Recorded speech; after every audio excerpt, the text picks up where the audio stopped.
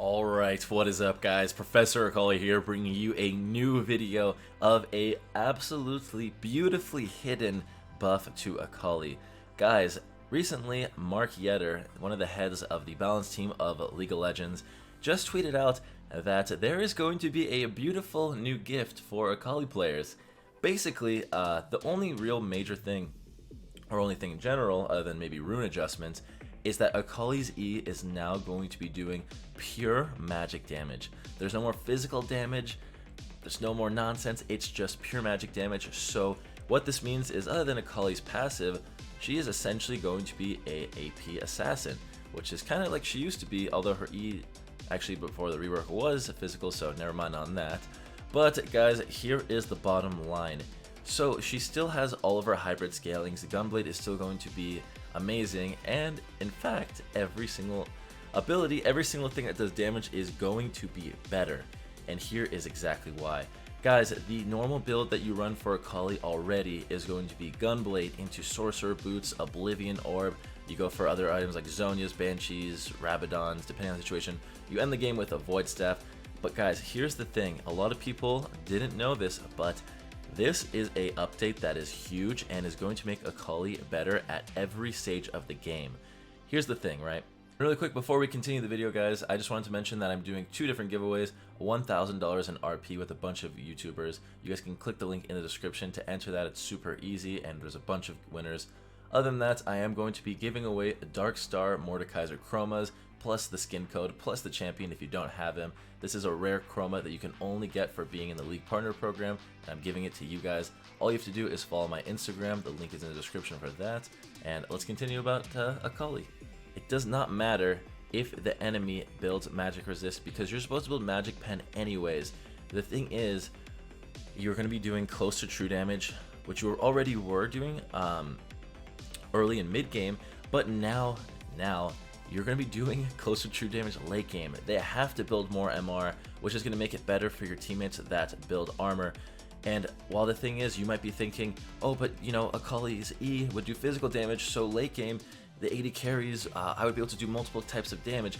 Well, no, the thing is, overall, it doesn't matter what they build, you're going to be doing more damage because of your magic pen, unless they strictly build MR, in which case they're going to not have any armor whatsoever, and your 80 carry is going to destroy them, or your bruiser is going to destroy them. Now, there is a small exception to this. There are a few small exceptions, not just a little one. You do need a team comp that is going to be strictly balanced. If you have all magic dealers, then sure, they build MR. You don't even have a little bit of physical damage to really negate that and destroy them. But overall, if you're going to be going into a rank game with 5 mages or no AD, real AD damage to begin with, you should probably dodge that game, because you're going to get destroyed, you're going to get counter built anyways. You should never go into a game with all magic dealers if you are trying to win, and that's a fact. Unless you're dealing with like challenger smurfs on your team, then you know you just win at 15 minutes. But assuming that's not the case, which it usually will never be, then it is going to be a huge buff. So with that in mind, I did want to talk about the new best runes and the new best item build, with the fact that your E does magical damage in mind. There is a clear build, and obviously it's not even going to be changed much, if anything, but here is the build, guys. Essentially, you still go for the same item build. You go for Gunblade, you go for Sword Boots, and then you go for Oblivion Orb into Morello's if they have healers, right? You want to get rid of that healing with the Grievous Wounds from Morellonomicon, then you do go for Morello's. If not, you just go the Oblivion Orb, and then you go straight into a Zhonya's. But on the other hand, if you are getting beaten by a AD champion like Zed, or you really think the Zhonya's would be useful, that active, like a Zed ult or a Lux ult, or something that you can completely counter out with pressing just your Zhonya's, then you go for the Zhonya's into the Oblivion Orb after. But after that, it's all situational, right? You go for either, you know, Rabadons, Banshees, just depends on what you need. There's really not too many bad options with Akali, luckily, as long as you get those core items. And then eventually you do want to get your Void Staff either 4th, 5th, or 6th, preferably 5th or 6th, because a little bit too early to get it, depending on the team comp. But yeah, guys, other than that, there is a few more beautiful things, right, that I do want to talk about before we go into the runes. So here's the thing about Akali's E doing magical damage, it's going to make you have to do less things to kill the carries late game. Those are the ones that aren't going to be building tanky. Those are the ones that aren't going to be building MR. The Caitlyn or the Jhin that have the 3 AD and crit items, you press E on them, you press E again on them, you auto them with your passive, you proc electrocute. They're now going to be going down because you're going to be doing true damage to them with your build, right? You're going to be having the Sork boots, you're going to be having the Oblivion Orb, and you're going to be having all this crazy burst, right? You press E, E, electrocute, Gunblade, passive proc. That's going to be one-shotting them now. It's going to be doing a little bit extra damage. That's going to... You won't have to use Ignite anymore. You won't have to use your ult. You're going to be able to use more spells, have more energy in fights that you wouldn't have.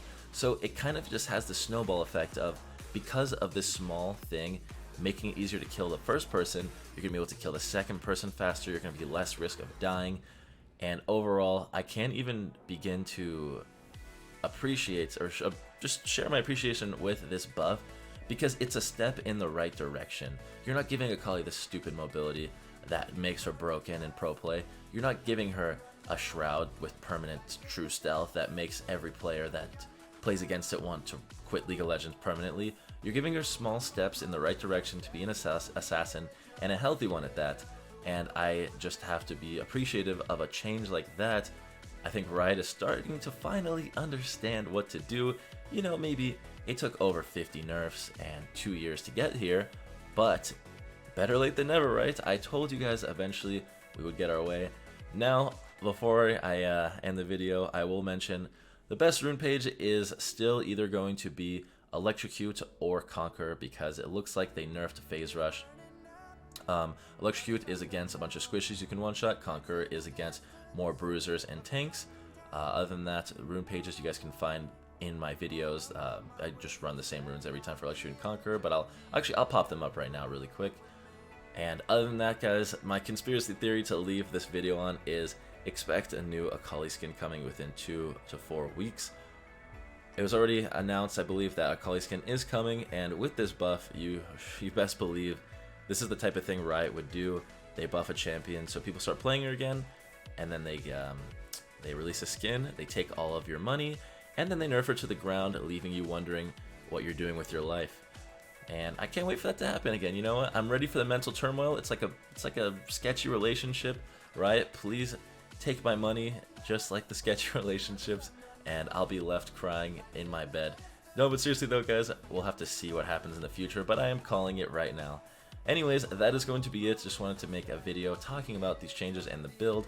Thank you guys so much for watching. As always, please be sure to leave a like on the video and comment down below if you are hype, if you're going to start playing Akali again, if you don't play already, and what skin prediction you have. I'm thinking it's going to be Star Guardian or something, but we'll have to see. And until next time, thank you guys so much for watching, and have a good day. Peace out, guys.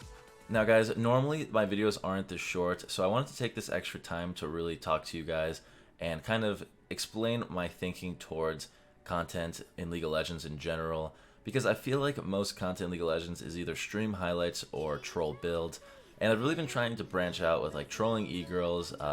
We did a $10 coaching versus $1,000 coaching with the best coach in the world. I have a bunch of ideas coming up as well. Like I just did one death equals $25 to charity, one kill equals $10 to charity. A bunch of different video ideas, and I do really enjoy branching out, like reaction videos, League of Drama. There's so many different things, and while some of them don't stick, some of them do stick.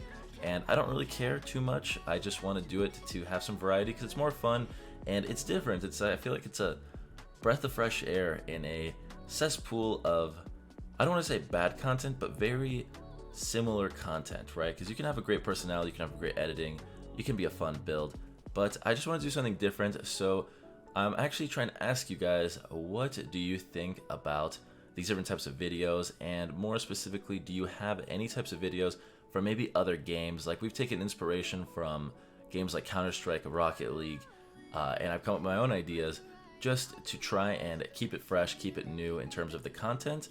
So let me know, guys, what kind of content do you enjoy seeing? And also, I'm curious if you personally enjoy the trolling the e-girl video, the coaching videos, or do you strictly want to see League of Legends, Akali gameplays, or troll builds, or just fun gameplays in general? You know, all opinions are right because it's just about what you want personally, but I would really like to know what you guys are thinking, as you know, because if you guys are the ones that are staying until the end of the video, you are the core of the community, you're the ones that I care about the most. So please let me know what you think, and I would love to hear it. And until next time, thank you guys for watching. Have a good day. Peace out.